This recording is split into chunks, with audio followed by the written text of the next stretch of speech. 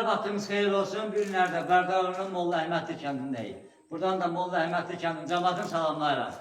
Molla Əhmədli kəndində möhtəşəm bir evimiz satışa çıxdı. Bura evimizin çardaq hissəsidir. Bir dənə ərazini təqdim edeyim zəhmət olmasa.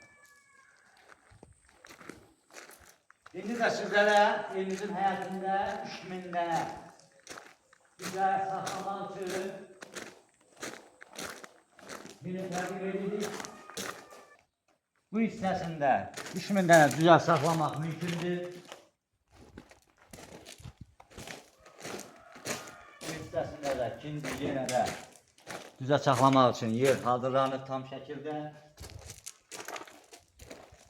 İndi də sizlərə həyatında olan 50 başlıq iri buynuzlu töyrəsini təqdim edirik.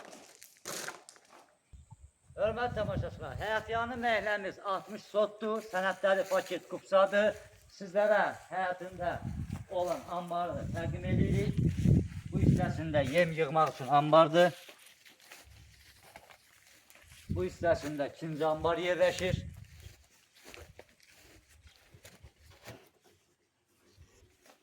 İndi də sizə 50 başlıq iri buynuzlu töyrəni təqdim edirəm.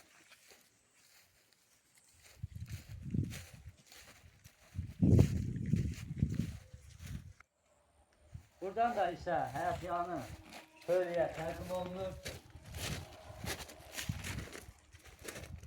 Bu hissəsi 50 başlıq iri buynuzlu tövlədir. Şəxsi öz məsəli ilə tikilmiş tövlədir. Bu hissəsində də küçədən ikinci darvaza yerləşir. Yəni birbaşa tövləyə daxil olmaq üçün. Həyatyanı məhəlləsində təqdim edildir. Həyatyanı məhəlləsində hər bir meyvədə mövcuddur, quruqmu zaborun içərisindədir. İndi də sizlərə evin daxili hissəsini təqdim edirik.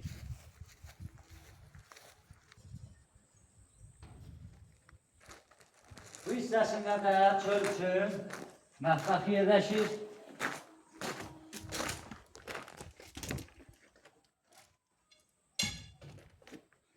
Bu hissəsində də çöl üçün hamam və samcın yerləşir.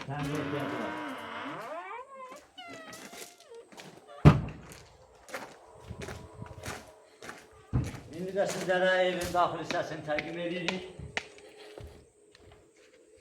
Bu hissəsi qonaq otağıdır. Sadəcə olaraq aboy gözləyir. Bu hissəsində hamam və samcın yerləşir. Burası da tam təmirli vəziyyətdədir. Zövqə uyğun yığılıb.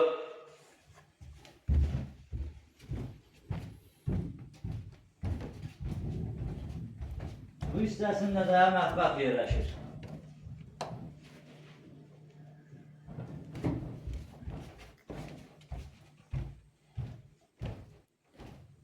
Bu hissəsi ikinci kaldor yerləşir. Kaldorun bu hissəsində bir yataq otağı yerləşir. Kombi xətlərlə də təsis olunub. Sadəcə olaraq evimiz aboy gözləyir.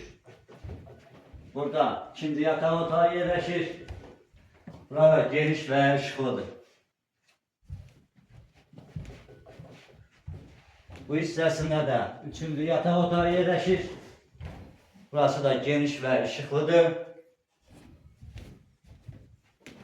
Bu hissəsində də dördüncü yataq otağı yerləşir. Burası da geniş və işıqlıdır.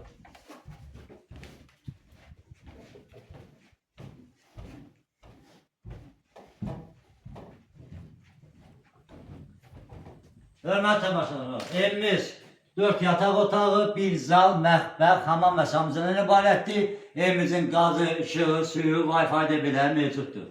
Evimizin satış qiyməti razılaşma yolu ilədir. Allah alana da, satana da xeyir versin. Sizlərlə mən idim, Baba Makrel. Sağ olun, gələn görüşlərədir.